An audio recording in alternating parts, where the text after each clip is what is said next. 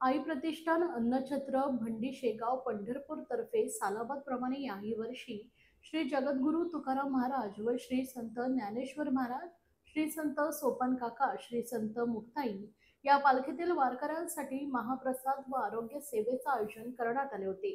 साधारण 50 ते 55 हजार वारकऱ्यांनी या सेवेचा लाभ घेतला। यावर्षी प्रथमच 50,000 बुंदीचे लाडू वाटप करण्यात आले। तसेच सर्व पालखीतील हजारो विनेकरांचा शाल व फुल देऊन सत्कार करण्यात आला। सर्व पालख्यांवर 200 किलो फुलांचा वर्षाव करण्यात आला। या कार्यक्रमाचे आयोजन आई प्रतिष्ठानचे अध्यक्ष धीरज दिलीपराव देशमुख, ॲडव्होकेट गणेश इनामदार, प्रतापराव पाटील, विश्वजित माने, बालाजी माने यांनी केले। या सेवेसाठी महाराष्ट्राचे लाडके उपमुख्यमंत्री एकनाथजी शिंदे यांचे स्वीय सहाय्यक शशिकांत जाधव, शिवसेना सचिव राम रेपाळे, ठाण्याचे माजी उपमहापौर रमाकांत मडवी, डोंबिवलीचे महेश पाटील, विजय बाकाडे, सुजित नलावडे, प्रकाश शेट्टी,